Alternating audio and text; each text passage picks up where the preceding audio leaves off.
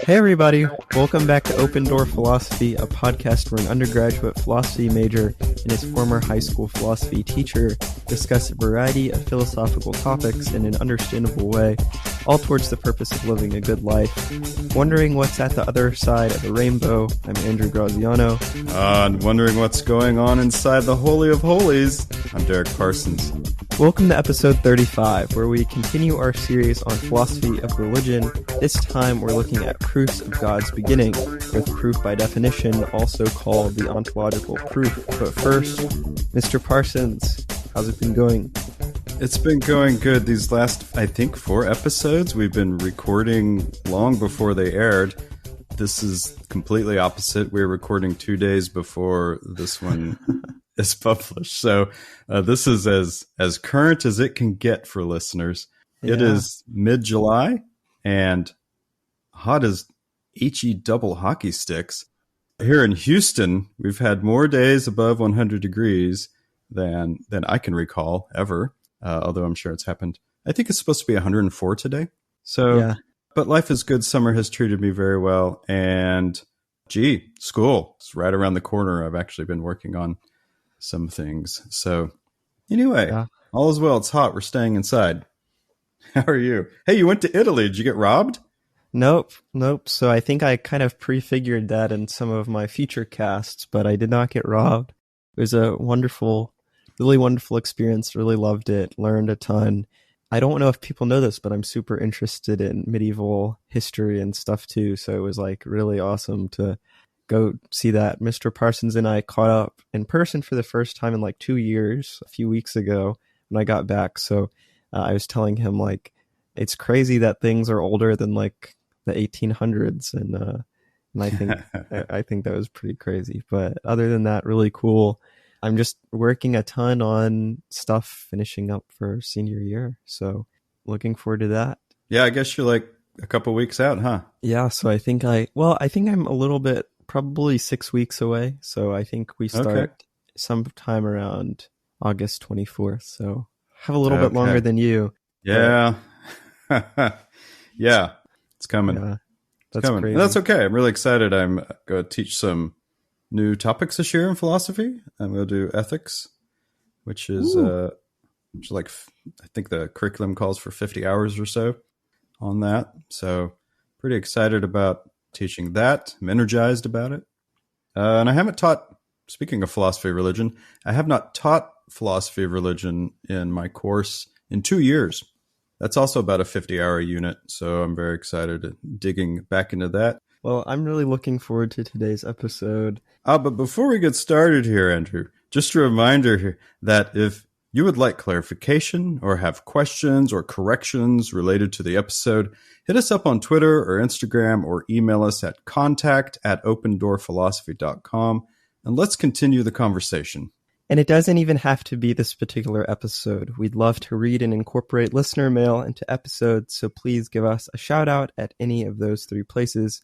Again, that's Twitter, Instagram, and contact@opendoorphilosophy.com.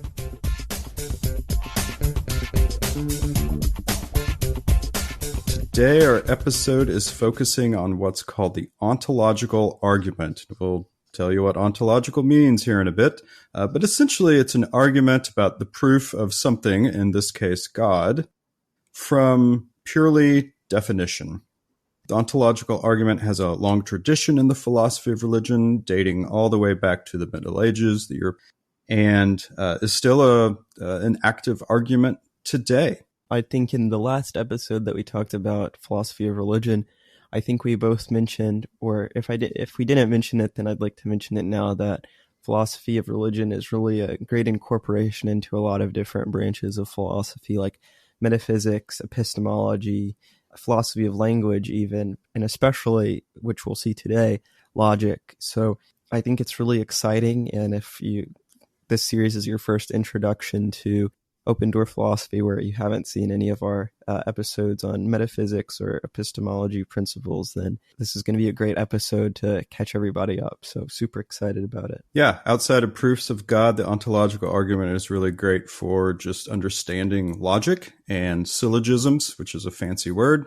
We'll talk about that in a minute as well. Lots of fancy words in this episode.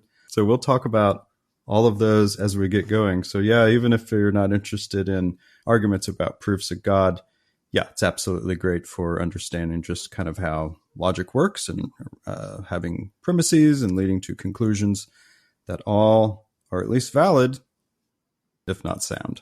For those who are not familiar with the terms valid and sound, let's do a little bit of explaining of those terms before we dive in, because they're very important.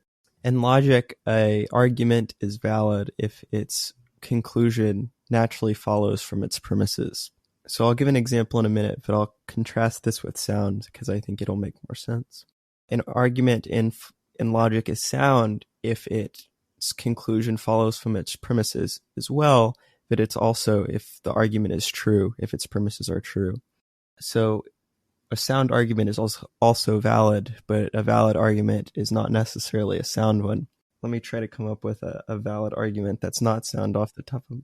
Well, while you're doing that, let me throw in, while you're thinking of a syllogism, let me throw in the reason this is important. Sometimes in all disciplines, we have particular words that mean something different than perhaps how they're used in everyday language. And a lot of people be like, oh yeah, man, that's valid. And when they say that, what they mean by valid is they mean that makes sense, or maybe even means that is true. But in philosophy, at least with logic, when we use the term valid with syllogisms, valid means that, like Andrew said, the premises and conclusion all follow, or the conclusion rather follows logically from the premises, but the premises may not be true. So the argument is valid, but not sound, so it's not true. So how we use those terms colloquially sometimes is different than when we're talking about logic and syllogisms. By the way, what's a syllogism, Andrew? Another fancy word. Fancy word alert. So I think when I'm thinking about syllogisms, I'm just thinking about a collection of premises that lead to a conclusion. I think a syllogism has to have at least two premises for it to be a syllogism, but I think that's true, right? That's correct. Yeah. Yeah, I can't think of a premise conclusion. At least two premises and a conclusion. Yeah, that makes sense. Because if, say that we had, well, let me go over this and I'll say why it can't be just one. But it's very basic. So here's a syllogism, and it's valid, but it's not sound. So this is what I was thinking of a minute ago. And it might sound true, but I'll explain why it's not in a minute. Premise 1, all dogs are yellow. Premise 2, I am a dog. Therefore, I am yellow. You see. Obviously, premise 1, all dogs are yellow. That's not true. We can look out, we can see that there's many different types of dogs ranging in a lot of different species, blah, blah, blah, blah, blah. So premise 1, not true. Premise 2, I'm a dog, not true as well. Hopefully, I think. And so the conclusion really also isn't true. But the premises, or the conclusion rather, that I am a yellow dog follow from premises 1 and 2. And so all of that together, premise 1 and premise 2 naturally make up the conclusion. So it's valid, but since premises 1 and premise 2 aren't true, it's not sound. In philosophy too, especially in the analytic tradition of philosophy, and when I say analytic tradition, that just means that we're looking at truth by definition to establish claims. In the analytic tradition, these syllogisms are going to be at the backbone of pretty much all argument, and usually philosophical argument is going to be made by one philosopher making a syllogism by claiming something, and usually if they're at least a good philosopher, but sometimes they're not, but most of the time the arguments that they push forward are at least valid, and the argument will come in, the clash rather, will be that one of the premises is untrue, making the conclusion not true. So are there instances where a conclusion might be true, but the premises might be false? Oh, I would think so. I can't think of one off the top of my head, but sure, yeah. Yeah. So I think that's true as well. And there's a lot of instances, I think. I mean, I can't think of one. Well, I'm not going to try to come up with one off the top of my head for risk of making myself seem like a fool. But there can definitely be times where a conclusion is true, but the premises are false. And that's often an argument that philosophers make, that a conclusion might come out and say that God is the triple A God. That's the word I used in the last one. The triple A God. Triple A God. Bringing the God. people's elbow to church near you. So a conclusion could state that God is a triple A God, all loving, all knowing, and all powerful, but the conclusions that they get there might be completely mistaken. And so a philosopher could say, I agree with you that the conclusion is true, but the premise is false. And that's a problem for philosophers because we're not really getting any knowledge out of that statement. So if a syllogism is just like false, but the conclusion is true, it's not really a good syllogism in the same. And I've been talking for a while. So Mr. Parsons, if you want to interject anything, feel free. Yeah, and so listeners might be wondering, why on earth are we bludgeoning them with this logic talk, which is so compelling and exciting? Well, it does help you construct good arguments, I'll say that. But the fellow that we're going to be focusing a lot on in this episode today is a guy by the name of Anselm of Canterbury, and he constructed an argument based on definition that God exists, and that argument is essentially a logical syllogism. So in order to kind of break down what Anselm is going to talk about, it's important to know how syllogisms work and how premises leads to conclusions and valid and sound and all that good stuff. Let me say one more thing, because I think this might be relevant. An attack on one premise later, or one argument later, rather. The reason a syllogism can't have one premise, then conclusion, is because that argument would be a circular argument.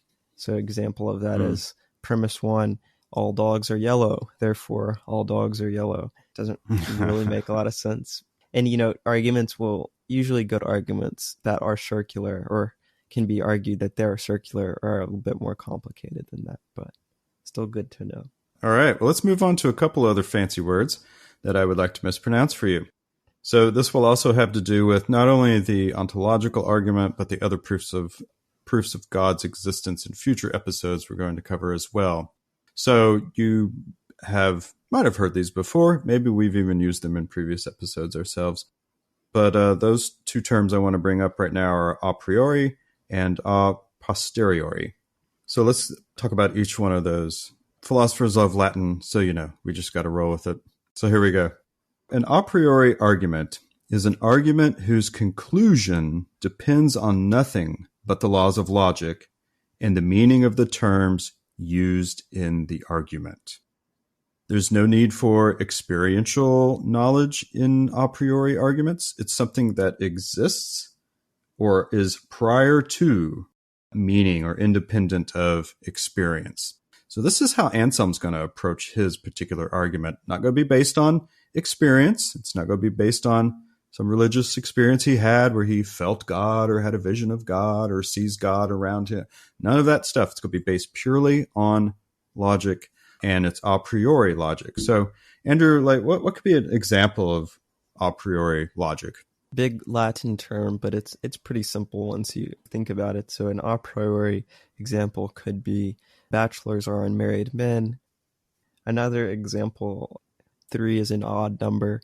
So things that are just kind of like true, like 2 + 2 = 4 is a priori knowledge. So if you had a bachelor, it'd be contradictory for a bachelor to be married because by definition, right, a bachelor is unmarried. So again, going back to a priori, it's the idea that the conclusion depends on nothing but the terms of logic and the meaning of the terms used in the argument. So using bachelor, the meaning of the term bachelor is unmarried. Yep. So there's nothing else to talk about. Like it is what it is, right? Like no one needs to experience a bachelor, but you just know because that's the definition of a bachelor. I've also heard examples like, if you want to get into geometry, I guess, if this is in fact geometry and involves shapes, you could construct an argument that a square has more sides than a triangle. That's dependent on the definition of what a square is and what a triangle is, but there's no experience necessary for that particular conclusion. A square has 4 sides, a triangle has 3 sides, and a square has more sides than a triangle. Isn't logic fun? I think logic is really cool. Logic is great, but it's a little uncomfortable, I guess. Yeah.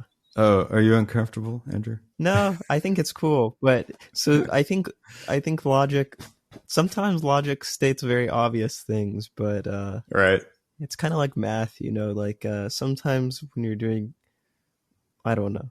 If you look into a lot of these really interesting logicians, like Bertrand Russell's probably the most famous logician I think ever. Maybe that's up for dispute, but he's like really known for, or I don't know if he's really known for it, but in some circles he's known for making this like 378 page proof for 1 + 1 = 2. Oh So my and gosh. it's like an all logic based proof too. So it can seem pretty dumb, but I guess it's important. Well, it is important. Wow, I've never heard that about our boy Bertrand. Yeah, That's really fascinating. and I think it's not true. I think his argument's still not true. So it's always fun. Well, we like to argue in philosophy. All right, so the other fancy term that's associated with this is a posteriori. Did I say that right? Yeah. You've taken Greek, right? But you've not taken Latin? No. Yeah, okay, so we could totally be messing this up, everyone. Yeah. Yeah, For sure. but we're good with that. Okay, so a posteriori is that a conclusion comes after depending on our experience in the world. So, for instance, when Andrew was in Italy and saw the statue of David by Michelangelo, he knew that that's what he was seeing based on all kinds of experience and exposure to the statue throughout his years growing up, right? Online, in textbooks, whatever. David's a very famous statue. And even at the museum, Andrew, you would have seen a placard or some sort of information sign that would have discussed that this is the statue David, and you would know that that is in fact the statue of David by some appeal to authority, like a museum official has written that statement. So all of that is a posteriori. That comes from experience alone. Well, not experience. Well, I guess experience alone. Would that be right?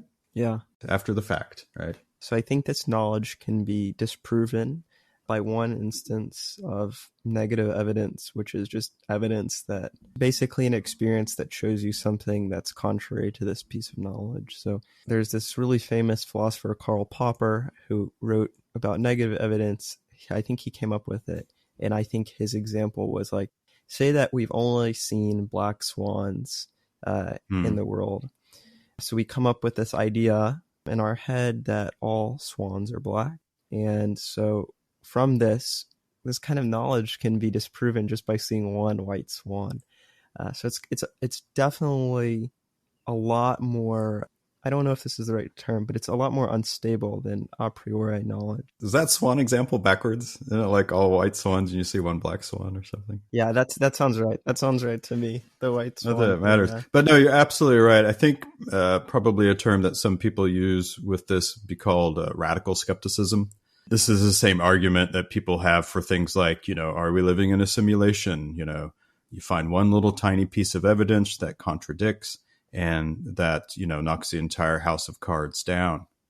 And so, if you want to go back to one of our big radical skeptics, that's Descartes, he basically doubts everything until he can come up with some foundation that he exists and then try to build back up from there. So other radical skepticists are from a more idealist, perhaps, camp versus an empirical camp. Science places a lot of emphasis on empiricism and observation, but some people will come back and say, oh yeah, but ultimately all of that can be flawed because of how you're viewing a thing or measuring a thing or perception or any sort of thing like that. So for your pure logicians, they'll prefer a priori as to a posteriori, because again, that's all based on experience, and experience can be flawed. So how this all ties into our proofs of God here, and we're getting ready to jump into Anselm's arguments. So basically, a priori argument for the existence of God starts from the definition of God. So we got to define what God is, but it starts from the definition of God. In effect, they show that existence or being is somehow implicit in that particular definition. An a posteriori argument for the existence of God is at least partially based on direct experience in the world rather than by reflection on the meaning of the term. So a priori, meaning of the terms; a posteriori, experience in the world. So for this reason, a priori arguments are called ontological arguments. That's because, and Andrew can correct me if I'm wrong, that's because onto is the combining form of the Greek word for being. And so beingness can come before existence. They show that existence or being is somehow implicit in the definition. So that's how we get to this very fancy word, ontological argument.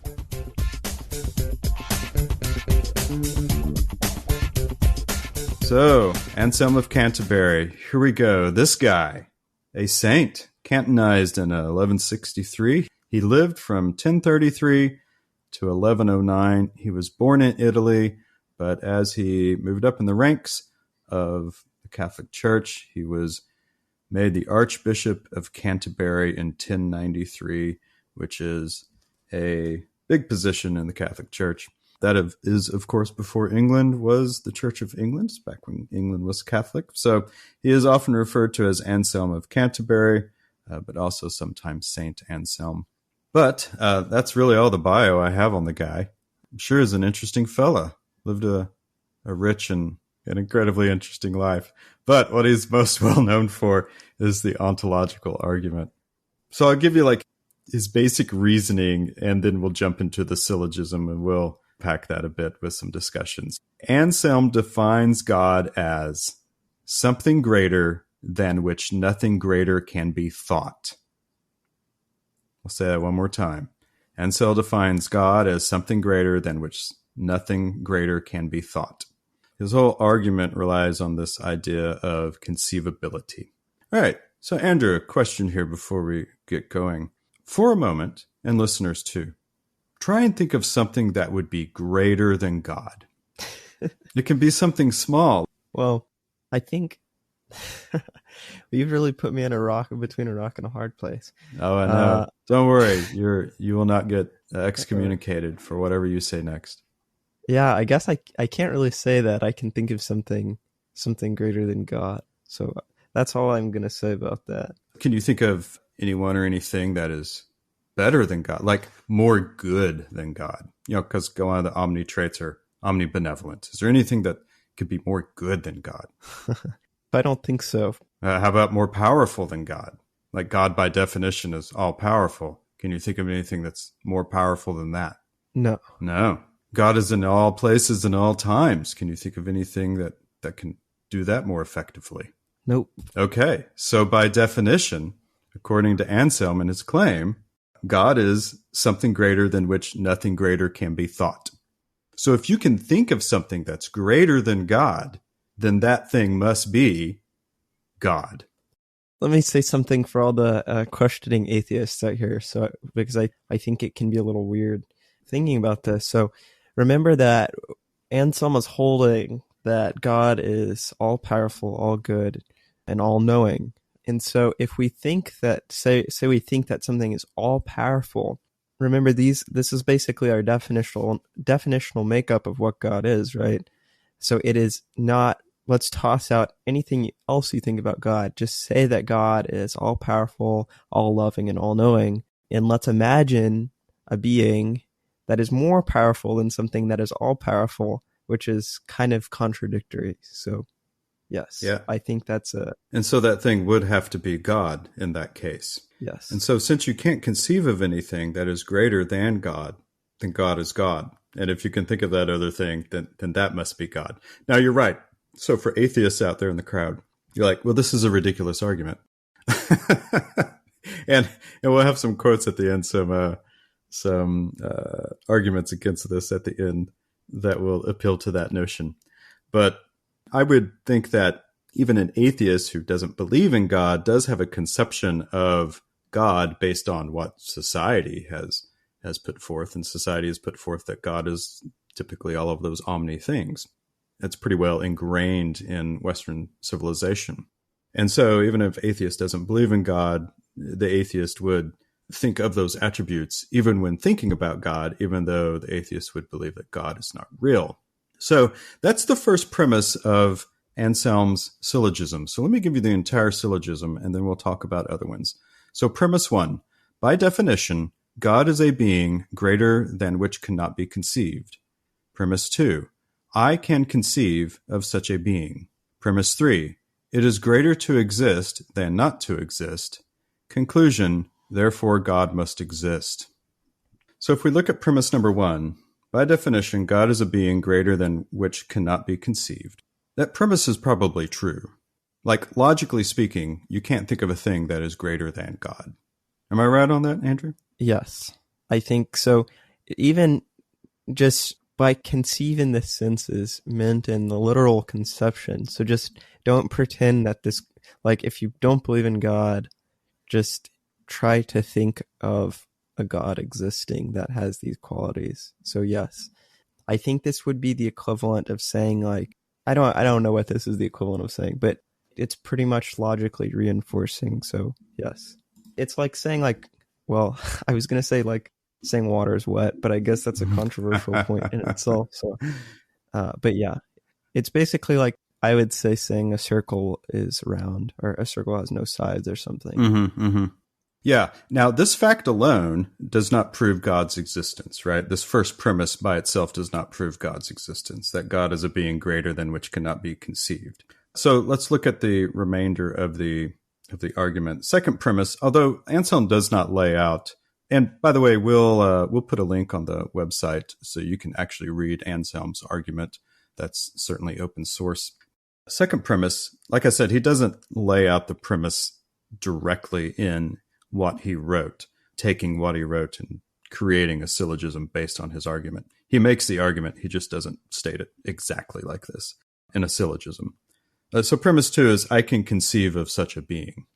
Now, that also is true, I think, right? Like, any of us, whether we believe in God or not, we can think about, we can conceive of a God that is omnipotent, omnipresent, all-loving, all-powerful, etc., etc. So that's the second premise. So this brings us to the third premise. And again, that second premise also does not prove the existence of God.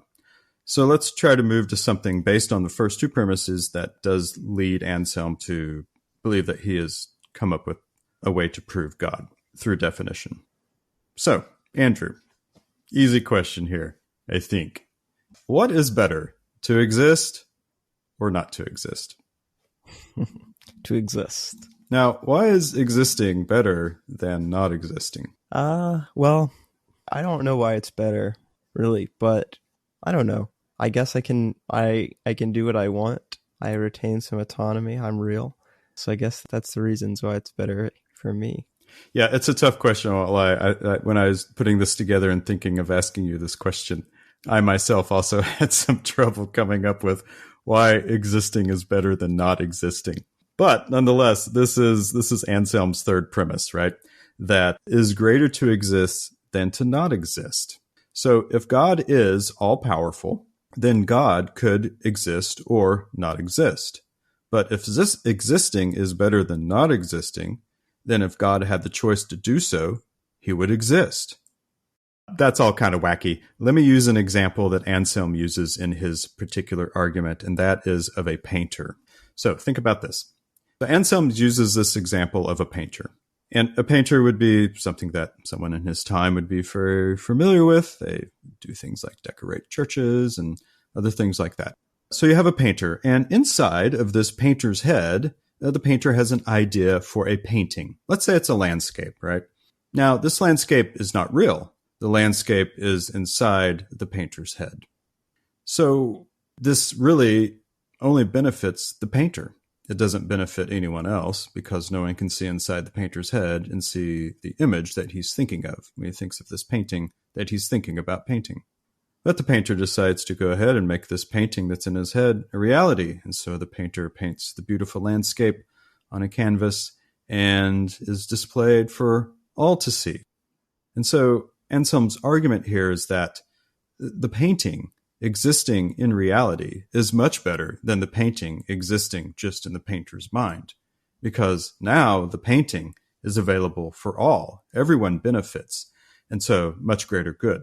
So this is his example he uses when he's talking about whether or not it's greater to exist than not to exist. I think the example's that's a pretty good example.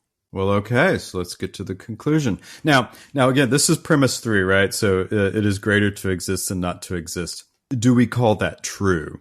I think this is the one premise that people could call into question. You could also call into question the definition of God, but Anselm thinks he gets around this by defining that there's nothing greater that you can think of than God. So you could call into question the premise of definition of God being amazing, omni, AAA God. But this third premise, it is greater to exist than not to exist, I suppose you could make some arguments about that, and maybe that's true or not true, which makes the syllogism perhaps not sound. But the conclusion here, of course, is therefore God must exist, because existing is better than not existing. That's essentially the argument. Now, there was another monk who made an almost immediate reply to Anselm when he put this theory out that contradicts or at least challenges Anselm's argument. So we're going to talk about that coming up in the second half of the show. That's the sound of money. Fresh, printed money. Hey, Andrew. Escape rooms are all the rage. Ever done one? I've actually never done one, to be quite honest with you. I don't want to say I'm kind of a cheapskate, but I don't like to spend a lot of money, so I've actually never done one. Do they cost a lot? I have no idea. I don't know. I have no clue. But I've heard they're a lot of fun. A lot of my friends go on them. I'm sure. I think you're right. I think they're all the rage right now. Yeah, they are around here. So I've never done an official one either. At my school, someone put together a escape room thing for us to do, and infamously, the final clue was how many Reese's Pieces were in a jar. We had to count them, but no one knew that. Of course, it was the final clue, and oh, geez, yeah, you see where this is going. Having the sweet tooth that I have, which is a real problem. While people were working through problems and everything, clues, I just pop over there and grab a few Reese's Pieces and put them in my mouth. Because, why not? I mean, if you work at school, there's always things that are laying around to eat. Like, that's just the way it is. So funny. So anyway, I ate the clue, and everyone was quite frustrated with me when they came to the last clue. That's so funny. Anyway, that's so funny. Like have some like chocolate on your face. Oh man, I was guilty of the crime. But anyway, hey everyone, we'd like to introduce today's sponsor. We're so thankful for it. In fact, you might say we're blessed. Inspired by the big daddy of prison breaks himself, today's sponsor is St. Paul's Escape Room Experience. That's right, straight from the man who was in an insolvable prison scenario and had to call upon divine assistance. St. Paul's Escape Room Experience is ready to provide your group with memories to last a lifetime. In fact, an eternity. Oh, yeah. So they have, like all escape rooms, they have a number of scenarios that you can choose from to try to participate in. So here's like a list of some scenarios from what they call the classic line. So we have the lion's den, in the belly of a well, and the fiery furnace, a Shadrach, Meshach, and Abednego adventure. For a more contemporary scenario, St. Paul's Escape Room Experience offers Apocalyptic Rapture, Risen from the Dead, a zombie scenario. The mysterious... Gosh, these are so hard to say out loud sometimes. Because they're funny or because they're poorly constructed? No, they're so funny. I can just imagine like at a Catholic school, like what all the nuns are putting together over Christmas break. The mysterious letter. Who really wrote the Epistle of Hebrews? Who dat? A Doubting Thomas mystery. I heard the Doubting Thomas mystery is really, really wild because they like use some prosthetics on a dummy, and you have to stick your finger like in the body's side to discover the clue. It's a Caravaggio inspired. Gosh. Okay, well, hey, call now to book your next escape room party, or go to their website. That's stpaulsescaperoom.com and enter the code ODPBABY. That's ODPBABY for a 10% first-time discount. Once again, we thank St. Paul's Escape Room Experience for sponsoring this week's episode. Oh boy, I think I've broken Andrew. Oh gosh. Was that too sacrilegious? No, I'm laughing because I looked up that website and it took me to some like all the escape rooms in St. Paul, Minnesota.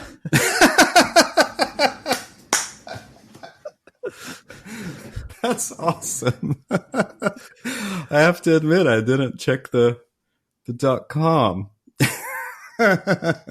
It's not the exact page, but it's like Oh. best 10 escape rooms in St. Paul, Minnesota. Oh my gosh, that's really funny.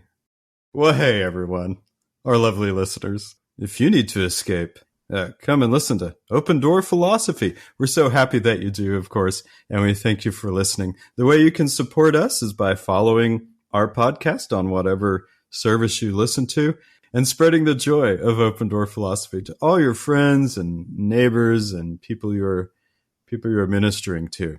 So, thanks for listening, guys. And now back to the show.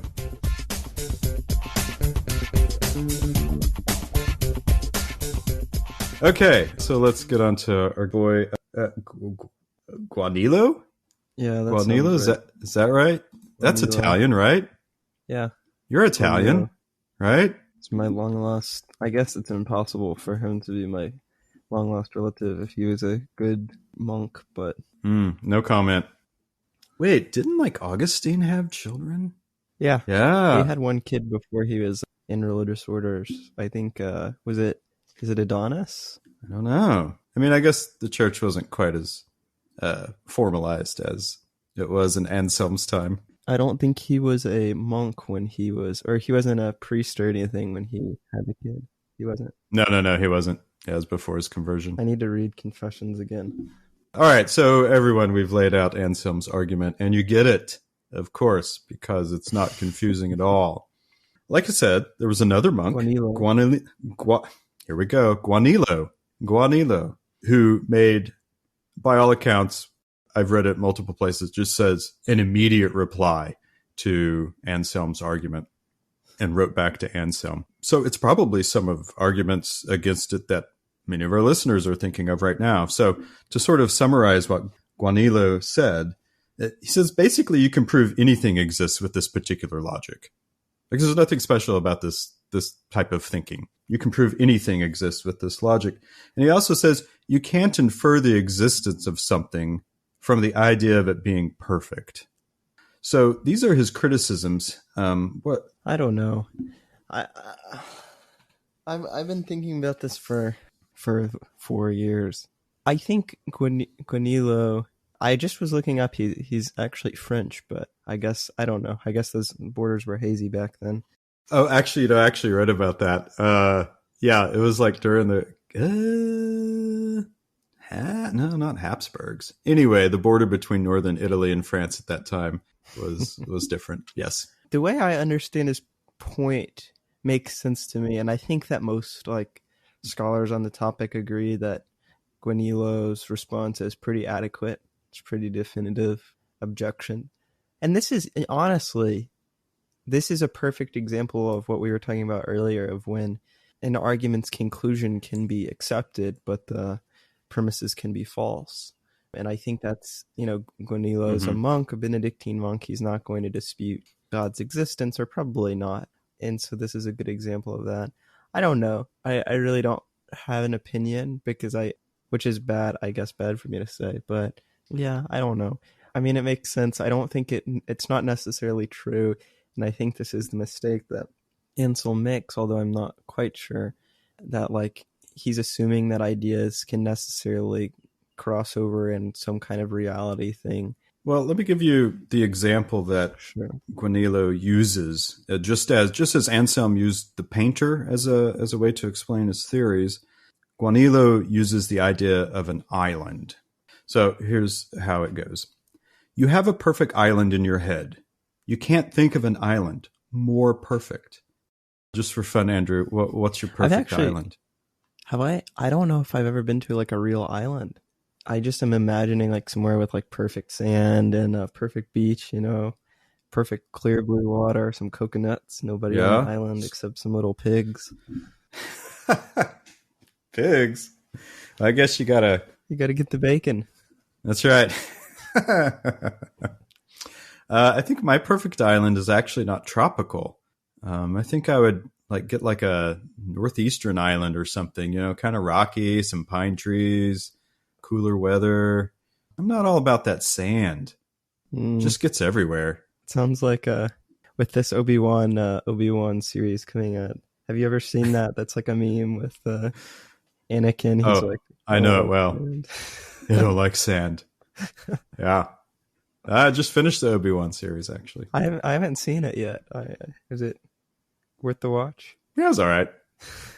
There's some sand in it. Really? But there's lots of, yeah. I'm surprised. There's lots of other parts where it's not sand. Huh. Yeah, it was all right. I have some issues with it. But hey, anyway. We're not a podcast that reviews Star Wars material. Maybe we'll do bonus episodes someday. Okay, so back to Guanilo's island, right? So there it is. It's even perfect for you, Andrew, because you've never been to an island, but you can conceive of an island, right? So that's actually perfect. So back to Guanilo's perfect island. He says that you can have a perfect island in your head, and that island existing is better than not existing. So therefore, you can use Ansell's argument to literally prove anything. So there you go. Now, Anselm has a reply to that. But does the island change anything for you, the island example? I don't think so. Well, I think it is a good response. So it is a very good counter argument, I think. And so Anselm turns around and replies to Guanilo. And essentially, this is his reply, right? And it deals, again, with definitions.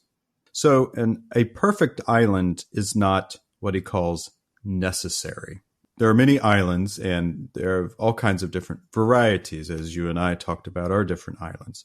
Not sure what makes one perfect or not perfect. And even if that island ceased to exist, it wouldn't matter if it ceased to exist, right?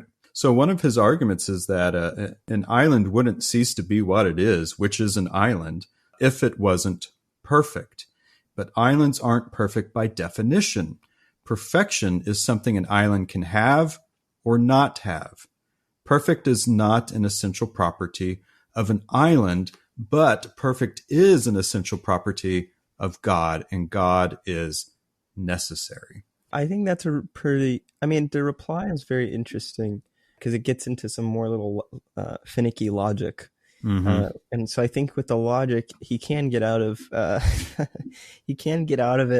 I think, with the logic that Anselm counters back with, which is making this really interesting distinction between something that's contingent or something that's possible and something that's necessary, blah, blah, blah, blah, blah. More very fun logic. And we'll get more into that because I think that aspect of necessary and contingent is really going to lay the foundation for the rest of this ontological argument for at least till modern times. And in modern meaning contemporary times for Mr. Parsons and not like modern 16th century sense. But let me say just a bit more about this idea of essential properties, right?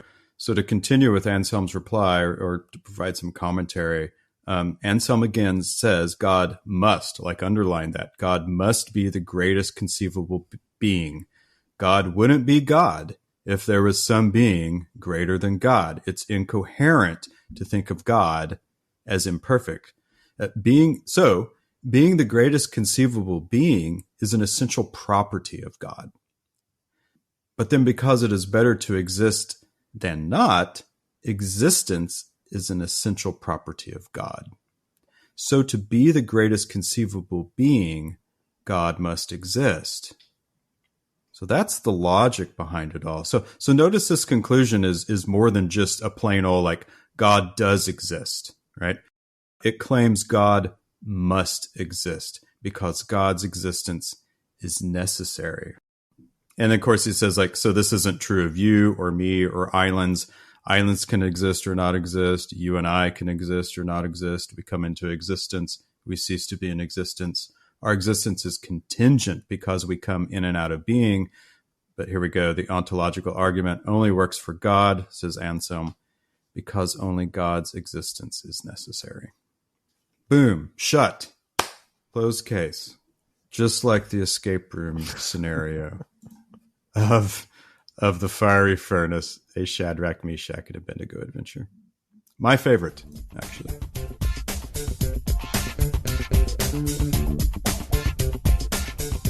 Like I was saying, I think Anselm's counter-response and the Guanilo reply, they really provide this really great foundation for how this ontological argument is going to be continued throughout the ages.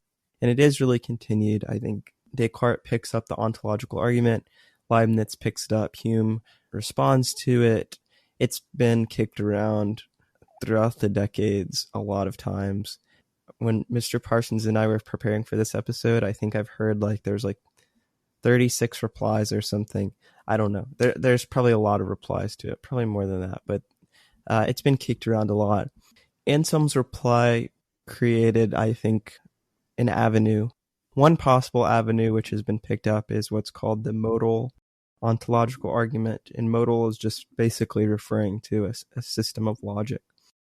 And this modal ontological argument is pretty simple, and it's been picked up by, like I was saying, a lot of people as well. One very famous person, or one famous philosopher who's actually still alive, is Alvin Plantinga came up with this really interesting argument. Basically, a maximum greatest being, which is, basically straight from Anselm. What he does here is he does something interesting. So I'll read the proof out that he presents, and then we'll talk about it. So this is the basic syllogism of the modal ontological argument. Premise 1, God is possible. Premise 2, God is not possible, or God exists in all possible worlds. 3, God exists in all possible worlds, which follows directly from 1 and 2. Therefore, God exists is the conclusion. This is another one of these really finicky logical arguments.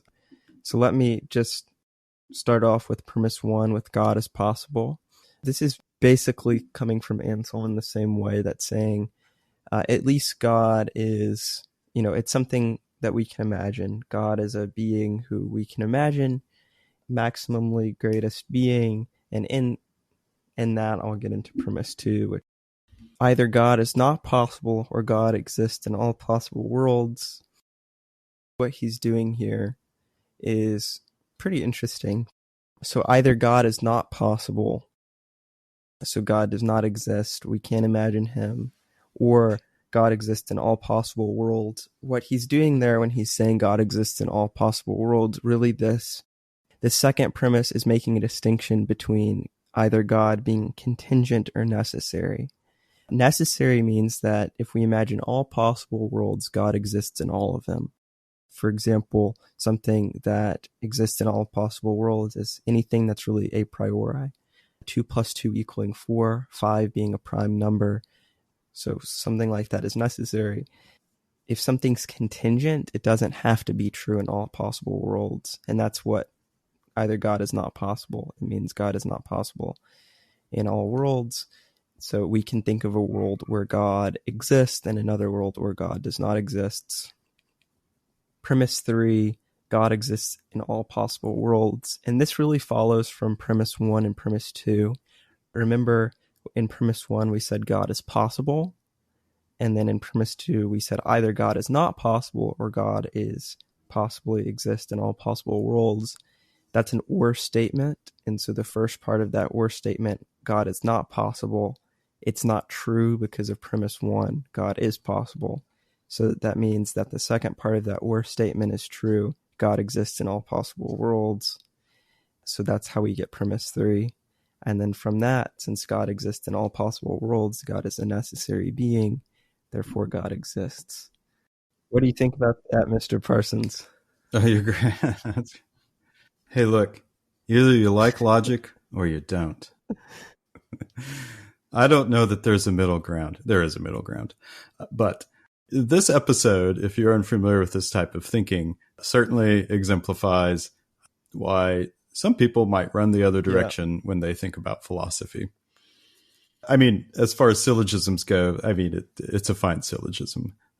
But I will say, this is the beauty of the ontological argument. It doesn't have to rely on experience.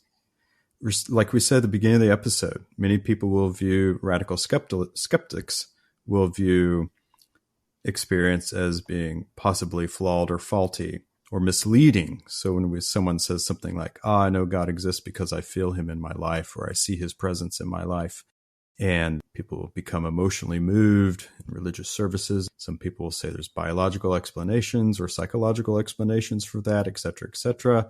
And you can call a lot of things into question. Whereas with the ontological argument, none of that's in play. It's all logic. And so that's kind of the beauty behind it. So I guess that's what I have to say about the modal. Yeah, it's argument. one of these arguments. It's very, very logical, and I'm not saying that in like the necessarily good way. Like when I say like, oh yeah, you're a very logical person. It's a different use of the term logical. It's a logic-based argument. That's why it's pretty much called the modal argument. Like I was saying, it's entirely based on logic. Like, yeah, you can write that entire argument out in P's and Q's. Premise one, P, not P or Q, Q, therefore. Yep. Definitely like a logic-based argument. I co-sign everything Mr. Parsons said about it being, I think that it definitely has some flaws, or it has some objections that have some strength, and it has some defenders that have some strength as well. So if you're interested in learning more about the modal argument, I highly recommend this great logic YouTube channel called carnades.org. And I was reading out the premises that they had on there because I think I'm plugging them, but I think it's a great website for learning more about logic. And he has like a bunch of replies to this argument. So I bet. And if you're interested in a more positive reaction to it, check out Alvin Plantinga's modal argument. So yeah.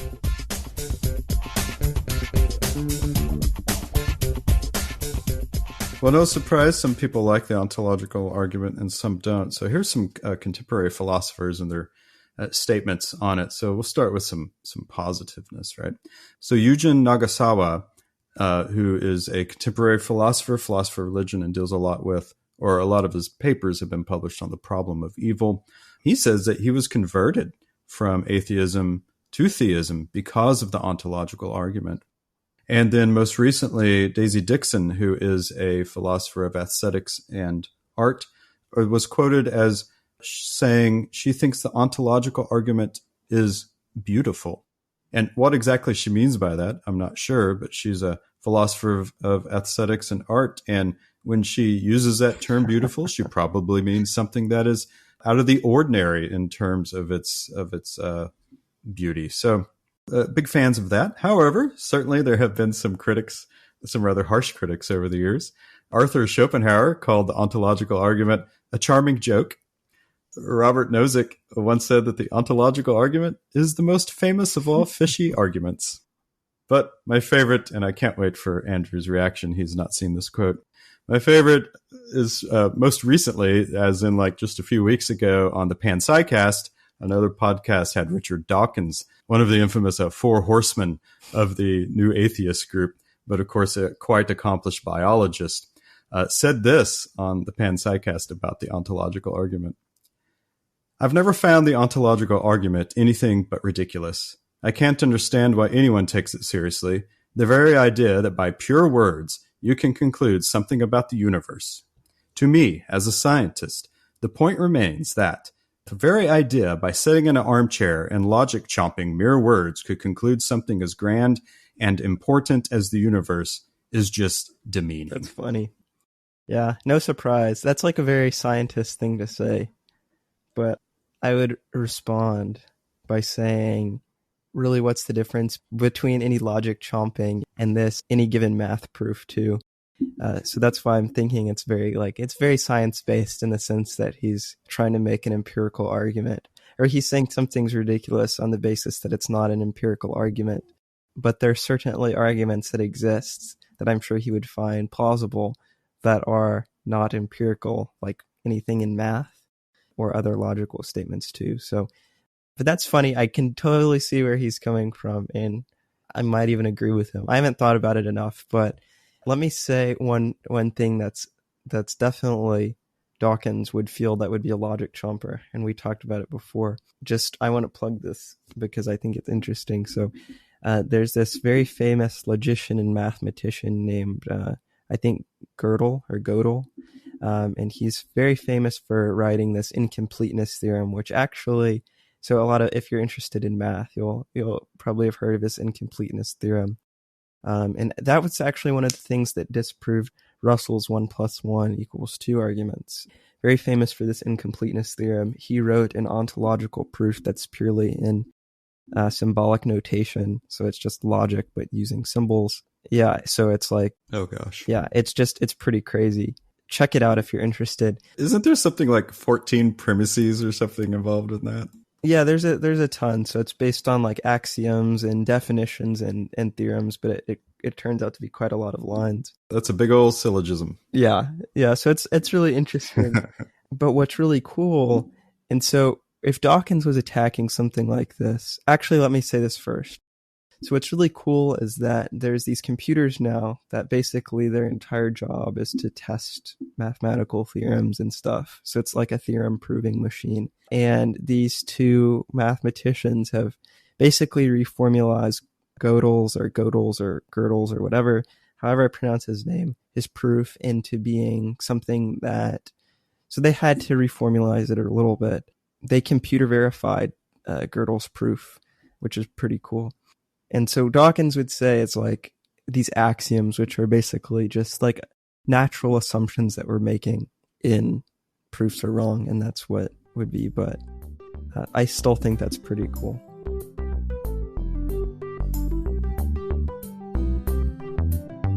Okay, everybody. Hey, thanks for listening today. We really appreciate it. We had a good time. We hope you did too. Yeah, thank you so much for listening. Remember to tune into our next episode, which will be a continuation of our series on philosophy of religion. So make sure to check us out in the next episode. Yeah, that's right. We're doing the cosmological argument next, which has to do with the origins of the universe, which I think everyone will find very interesting. So anyhow, make sure you check us out on all those places we mentioned earlier. Good old Twitter and Instagram. And, email us. That's right, at contact@opendoorphilosophy.com. Thank you for listening and spending your time with us today. Remember, if your life is in need of some philosophy, the door is always open. See ya. See ya.